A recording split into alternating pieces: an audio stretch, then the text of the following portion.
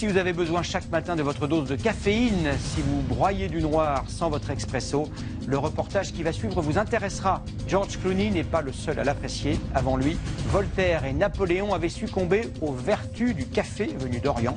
Jocelyn Huchet, Yves Le Bacon et Arnaud Ifergan ont enquêté, un thermos à la main. 60 grains par tasse.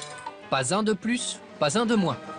C'est ainsi que Beethoven préparait son café avant de composer. Balzac, lui, buvait sans doute plus de 50 tasses par jour avant de s'infliger des séances de travail de plus de 15 heures. Aujourd'hui encore, le petit noir, c'est la boisson des créatifs. C'est aussi une sorte de rendez-vous que j'ai avec ma machine tous les jours. Olivier Leys est écrivain, passionné par le café. Il lui a même consacré un roman. Il boit l'équivalent de 10 expressos par jour, et sans cela pour lui, difficile d'écrire. Il y a une certaine influence du café sur mon écriture. Les phrases sont un petit peu plus courtes, il y a un peu moins d'adjectifs et l'action se déroule plus rapidement. C'est comme si mes personnages aussi étaient en quelque sorte contaminés par le café qui circule dans mon corps. Vasodilatateur, le café permet au sang de mieux circuler, notamment dans le cerveau. Ces graphistes l'ont bien compris. Le logo et le nom de leur entreprise rend même hommage au précieux liquide. Ici, les réunions de travail se font toujours la tasse sur le bureau. C'est pour sortir du brouillard matinal, quoi, c'est ça. Par exemple, j'en bois pas le week-end.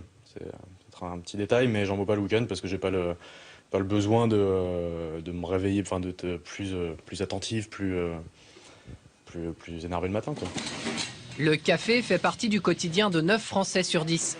Chacun en consomme plus de 5 kilos par an. Un chiffre en augmentation.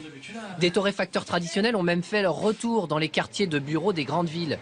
Et ils se targuent de faire un bien meilleur café qu'au 19e siècle. J'aurais bien aimé que Balzac nous parle un peu plus de son café, la couleur de la torréfaction, etc. Non, il n'est pas pareil. Je pense que c'est mieux aujourd'hui que ce que buvait Balzac. Voilà, parce qu'on a fait du progrès dans les plantations, on a fait des progrès dans la torréfaction, on a fait des progrès dans la manière de le faire.